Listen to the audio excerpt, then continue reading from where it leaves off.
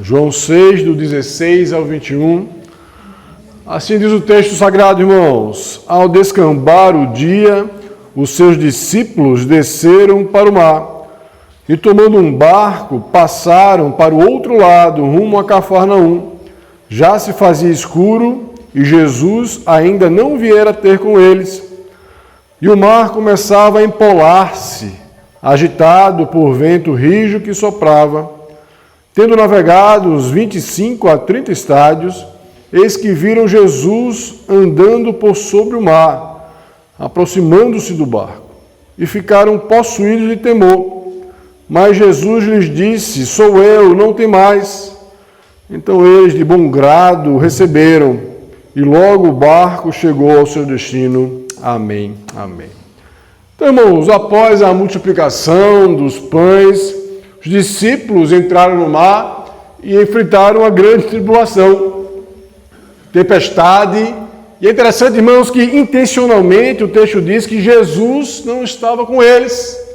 Certamente isso não é por acaso. Certamente o Senhor queria se revelar ainda mais àqueles homens. É interessante, irmãos, que diz o texto a expressão possuídos de temor. Isso é uma expressão muito forte para homens, né? Para marmanjos, e experientes, muitos deles, com a água, né? Com o mar. Eu fico pensando também na minha vida, irmãos, se eu também já marmanjo, né? Meio careca, barbudo. Também tenho medos de perder entes queridos, como tenho perdido. Tenho medo de solidão. Tenho medo que algo de ruim aconteça com minha família, com meus queridos. Tenho medo de problemas graves financeiros. Talvez você também esteja nesse feriadão com medo, com temores, talvez menos, talvez como esses homens aqui, possuídos de temor, na verdade, tremendo de medo. E é interessante, irmãos, que num texto curto como esse, nós temos tantas lições para aprender e para aplicar em nossas vidas. Veja alguns, queridos. Primeiramente, a realidade das tempestades nas vidas dos discípulos. Irmão, ser crente, ser discípulo de Jesus não nos isenta de enfrentarmos tempestades, de termos dias maus, de perdermos gente querida, de termos problemas graves financeiros. Esses homens aqui estavam nesse seminário com Jesus, aprendendo, né, naqueles 3 anos, e eles estavam indo direitinho, né? Estavam cumprindo as tarefas que Jesus dava para eles, estavam na companhia de Jesus, e mesmo assim, obedientemente, eles sofreram, eles tiveram medo, eles enfrentaram por problemas. Talvez seja assim também você, que é crente que é servo do Senhor, que é fiel, e ainda assim você está passando dias maus, difíceis, com medo, tempestades, tribulações na sua vida. Mas deixa eu lhe dizer algo, isso não é novidade, não é surpresa. Os discípulos estavam seguindo a sua missão com Jesus e ainda assim eles enfrentaram problemas, tempestades, aflições. Mas diz o texto também, irmãos, que Jesus não estava com eles. Interessante, né? Até às vezes eu tenho medo de falar isso, Jesus não estava, porque Jesus é Deus, né? Jesus é onipresente. Mas em corpo ali ele não estava naquele momento com os discípulos. E muitas vezes, irmãos, nós nos sentimos assim também. Claro, com temor eu falo isso, né?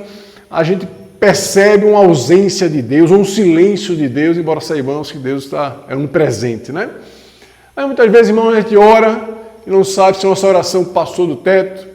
A gente ora, não ouve nenhuma resposta, não ouve a voz do Senhor. Isso também acontece com o crente. Isso acontece com o discípulo do Senhor, que está com medo, está possuído de temor. E às vezes a gente nem ouve a resposta, ou a resposta que a gente queria não vem. A gente passa por esse tipo de problema, de crise. E perceba também, irmãos, o caos, né? Um mar agitado aqui, e quem gosta de mar ou já velejou sabe que o negócio é complicado. Quando a gente sai, se afasta um pouco mais da terra, do rasinho, o negócio é complicado, né? Dizia meu avô, o mar não tem cabelo, né, para se segurar. Eu fico pensando, irmãos, mesmo homens experientes na vida, do mar, com barcos, eles ficaram possuídos de temor. muito medo, perderam o controle. Na nossa vida também, irmãos, podemos passar por graves crises, problemas muito sérios, problemas pesados, morte, dívidas, sofrimento, solidão. J.I. Parker disse: Deus usa as dificuldades para nos ensinar a confiar nele.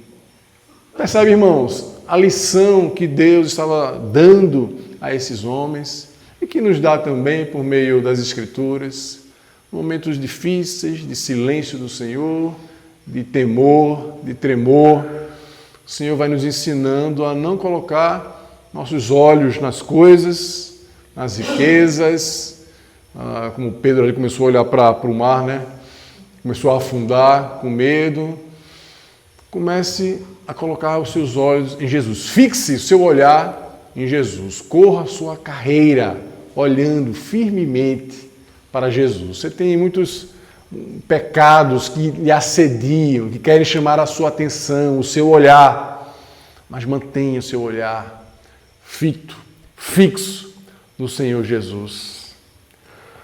Então, queridos, tempestades não indicam abandono divino. Deus continua te amando. Deus continua sendo seu Pai. Jesus continua sendo teu Senhor. Mas ainda assim, Ele permite. Com bom propósito, sim, mas ainda permite tempestades, tribulações em nossas vidas. A vida cristã inclui crises reais. Não são crises superficiais, não. Fico pensando na história da igreja, quantos homens e mulheres sofreram pesado, perderam entes queridos. Eles mesmos morreram, foram mártires, mas foram fiéis ao Senhor. E a fé é provada justamente quando a gente pensa que Deus está ausente, quando Deus está em silêncio, quando a gente não percebe a presença do Senhor em nossas vidas. Mas segundo ponto, queridos, para nós, versículo 19 e 20, a revelação soberana de Jesus em meio à tempestade.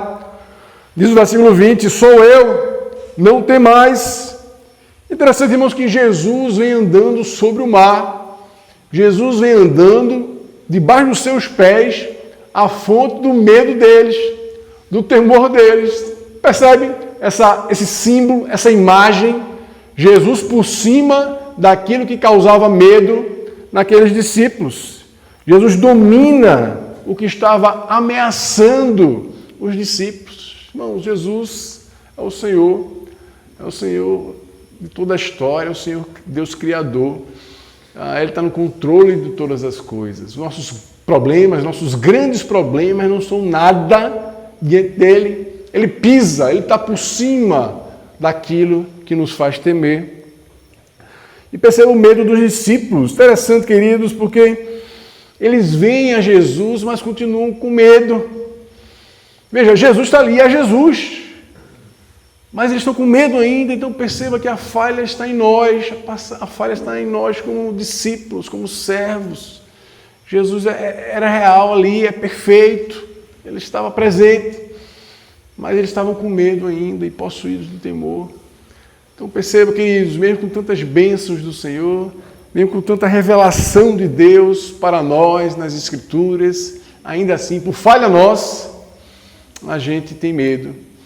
A gente não reconhece Jesus em nossos caminhos, guiando os nossos passos, nos protegendo, nos livrando. E perceba, irmãos, no versículo 20 ainda, sou eu, né? Quem gosta aqui do Antigo Testamento vai lembrar do eu sou lá, o Senhor se revelando a Moisés na sarça, quando o povo perguntar quem me enviou, e aí o Senhor se revela como eu sou, né? Yahvé ou Jeová. E aqui a língua era outra, né? Jesus falava em aramaico e essa a versão original do Novo Testamento é no grego, né? Ego e mi, mas a tradução é essa também, eu sou. Isso ecoa, irmão, não só aqui, mas lá em outras passagens também, Jesus se revelando como eu sou, ou seja, revelando a sua divindade. Jesus andando sobre as águas, dominando, controlando toda a criação, é o eu sou, é o Deus. Jesus é homem, 100% homem, mas também 100% Deus, plenamente Deus. Cristo não é apenas o mediador, Ele é Deus conosco, Ele é o Deus Emanuel, Ele é o Deus que anda comigo e com você. Então, queridos, Cristo tem domínio absoluto sobre as circunstâncias da sua vida. Olhe para Jesus, creia em Jesus, confie nele, receba-o. O medo diminui à medida que a gente reconhece quem é Jesus. À medida que a gente vê que Jesus está conosco, que Ele está vindo em nossa direção, em direção ao barco da nossa vida, o medo vai embora. E a presença de Cristo é maior do que qualquer crise. Talvez você esteja vivendo aí dias muito difíceis, um ano difícil, um mês difícil, um feriadão difícil, não sei. Mas Jesus é muito maior do que qualquer crise que você ou eu tenhamos. Ele é o Senhor, é o Criador de todas as coisas. E por fim, queridos, versículo 21, a paz imediata da presença de Jesus, e logo o barco chegou ao seu destino. Interessante, irmãos, que diz o texto também que eles de bom grado o receberam. Por que colocou, né? O Espírito Santo inspirou colocar de bom grado, né? Poderia ser apenas, e eles o receberam, né? Talvez ainda temerosos, com medo, não. Mas o texto diz agora, de bom grado eles o receberam. Eles reconheceram que era Jesus. Eles reconheceram que era o seu mestre e receberam com fé, com alegria, com confiança nesse bendito Salvador. Então nós também precisamos, queridos, receber Jesus de bom grado em nossas vidas, ter prazer em Jesus. Há quanto tempo você tem buscado a Deus, talvez como de forma protocolar, de forma rotineira, superficial, fria, para cumprir um dever da igreja, eclesiástico, mas receba Jesus de bom grado. Fico imaginando a cena lá, aqueles homens recebendo Jesus com um sorriso, com felicidade, com alegria. Ah, é o Senhor. Ah, é Jesus. Vem Jesus, no nosso meio. Vem cá conosco. Receba Jesus. Desfrute de Jesus de bom grado. Veja a transformação da situação também. A tempestade perde o poder. A presença de Jesus muda tudo. A presença de Jesus mudou tudo na sua vida, na minha vida. Na verdade, na vida de nações. Eu fico observando os Estados Unidos, né? Que país, né? Tem seus problemas? Tem, mas que história, que país. E muito disso, queridos, se deve àquele compromisso que aqueles pais peregrinos, né, aqueles homens fugindo da perseguição religiosa da Europa, foram para lá e fiéis ao Senhor, né, com um pacto com Deus. Muito disso que a América, né, os Estados Unidos, desfrutam ainda hoje de prosperidade, é por causa aqueles primeiros pais, os pais peregrinos, que fugiram, por serem crentes, fugiram da perseguição religiosa e foram lá para os Estados Unidos. Então, sim, irmãos, a presença de Jesus muda tudo, muda tudo. Você viu o pastor Diogo falando, né, de uma casa que ele já tinha ido no ano passado, e olha, pastor, né, já deixei de fumar, deixei disso, deixei daquilo. E assim mesmo, irmãos, é uma progressão, é um processo. Mas se esse homem realmente crê em Jesus, a sua vida vai ser totalmente transformada.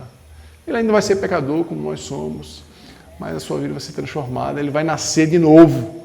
Não é apenas, nascer de novo não é apenas uma melhoria, né? Um aperfeiçoamento superficial, não. É algo radical, algo drástico. O velho homem morre, e agora é um novo ser, uma nova pessoa em Cristo Jesus. Jesus na vida de uma pessoa muda tudo. E veja que o destino foi alcançado, né? Interessante, que Jesus poderia ter acalmado a tempestade, podia estar com eles lá e não ter chegado ao destino, podia ter, sei lá, se desviado ou voltado para onde estava. Mas o texto, novamente, né, inspirado pelo Espírito Santo, não de forma por acaso, diz que eles chegaram ao destino, né? Irmãos, nós vamos chegar ao destino. Sei que com muitas dores, lágrimas, lutas, perdas, mas com Jesus, eu e você, vamos chegar ao destino final. E glória a Deus por isso, não por mérito nosso, nós somos falhos, pecadores, mas com Jesus, Ele mesmo nos guiará pela mão para chegarmos ao destino final. Então receba Jesus em meio à tempestade, em meio à crise, receba com fé, com alegria, de bom grado, desfrute de Jesus. A presença de Jesus traz paz, mesmo antes da mudança das circunstâncias. Veja, o texto não fala aqui que rapidamente as coisas mudaram, não. Talvez ainda com Jesus lá com eles e ainda uma revolto e tal, mas já muda tudo quando Jesus está no barco conosco. E Cristo não apenas acalma a tempestade, mas ele nos leva ao destino. Jesus garante. E nós que somos reformados sabemos muito bem disso, que aquele que foi eleito, amado pelo Senhor, vai chegar de todo jeito, porque não é promessa, não é palavra de homem, mas é uma decisão, é uma eleição do próprio Deus. Meu querido, o texto nos ensina, tempestades são inevitáveis. Ah, pastor, eu sou crente, mas estou sofrendo tanto problema na minha vida. Vai ser, irmãos, vai ser. Até o final da sua vida, eu e você teremos muitos problemas, mas há uma grande diferença em relação ao ímpio, Lembro muito bem do pastor Fubá, mais jovem. A gente dizia, pastor, ser crente é muito difícil. Aí ele sabiamente falava, e ser não crente, e ser um descrente, será que é fácil? Fiquei pensando, realmente é terrível, irmãos. Porque o descrente ele pode até querer viver seus próprios planos, sonhos, prazeres, e isso é algo muito efêmero, e que enjoa. Mas imagina você passar por essa vida sem ter Jesus, passar por essa vida sem ter alguém para confiar, você ali naquele leito da UTI, sei lá, um dia vai chegar esse momento talvez, e seu cônjuge não está ali, seu filho não está ali, quem que vai estar ali com você? A enfermeira, o médico? Não, é Jesus. Não deixe essa vida, não passe por essa vida sem ter essa presença, essa companhia maravilhosa que é Jesus. Cristo é soberano sobre as tempestades de nossas vidas. Como disse Jonathan Edwards, a segurança do crente não está na ausência de problemas. Nós vamos ter aflições, mas na presença do Senhor. O Senhor conosco nos dá completa confiança, completo desfrute e descanso. Sei que ainda nós, como eles, tiveram medo. Mesmo vendo Jesus, estavam com medo. E a gente também, mesmo crendo em Jesus, a gente vai ter medo. Mas não deixe esse medo vencer, ser maior do que aquele que é o Criador de todas as coisas. Amém, irmãos? Vamos orar. Obrigado, Senhor, por Tua palavra que acalma o nosso coração. Talvez sejamos aqui, mas nossa mente esteja em Recife, com os problemas, com as dívidas, com os problemas de relacionamento a Deus. Então, que o Senhor nos ensine, nos faça olhar para Jesus e olhar de bom grado, olhar com fé, confiando nessa presença maravilhosa de Jesus, que está no controle de todas as coisas. O Senhor que pisa, passa por cima daquilo que nos faz temer. Ele é o Criador de todas as coisas. Então, ó Deus, que o Senhor nos faça olhar para Jesus, que o Senhor nos faça crer verdadeiramente em Jesus, confiar verdadeiramente em Jesus, ainda que não possamos vê-lo fisicamente, mas que nós possamos senti-lo em nossas vidas, em nosso coração. Em nome de Jesus. Amém.